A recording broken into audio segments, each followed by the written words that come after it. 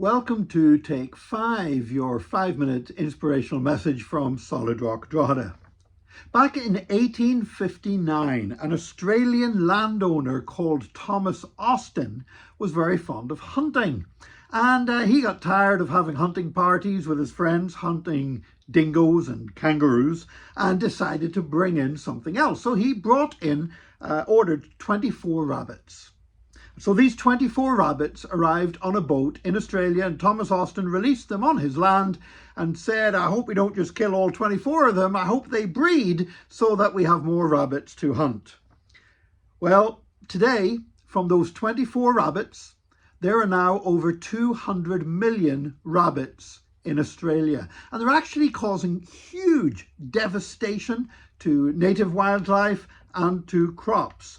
Every year, those rabbits cause over 120 million euros worth of damage to Australian agriculture.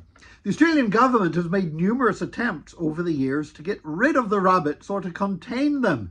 They've tried biological warfare by introducing the myxomatosis disease. They've tried rabbit-proof fences.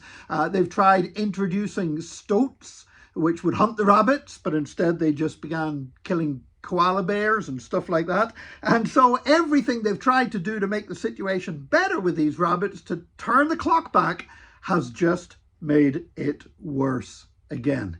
The problem, of course, is that rabbits tend to breed like rabbits. And that's exactly what they've done. Now, what that tells us is this: from something very small, something very big can result. That's why God tells us not to despise the day of small things. You know, every great ministry began with one person getting a vision or an idea from God. Every megachurch began with 2, 3, or 10 people gathering in a room and beginning to worship together and to believe God to do something great. And this is all down to exponential growth. Exponential growth is not addition, but it's multiplication. It's multiplying upon multiplying upon multiplying, so that soon you get from 24 rabbits to 200 million rabbits.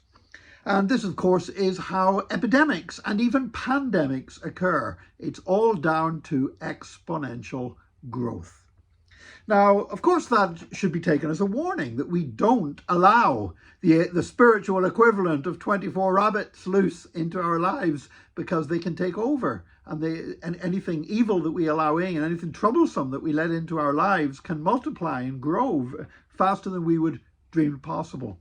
However, there's a wonderful side to this as well, and it's this: good things grow exponentially as well. And the gospel grows exponentially. You know, you think about it, 120 people in the upper room on the day of Pentecost. And now you've got, 10% of the population of the world is born again and filled with the Holy Spirit.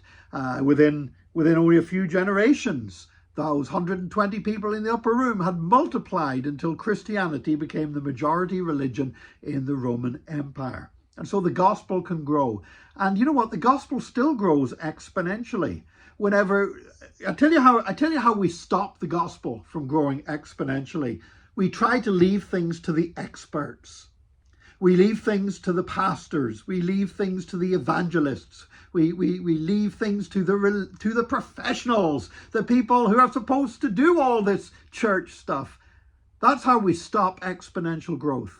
But the way that we allow exponential growth to happen is just for every Christian to share the gospel, for each one to reach one, for us to reach out and tell other people about Jesus. And you know, once we start doing that, it doesn't need to be one person leading 100 people to Christ in a day. It can be one person leading 1 or 2 other people to Christ in a year.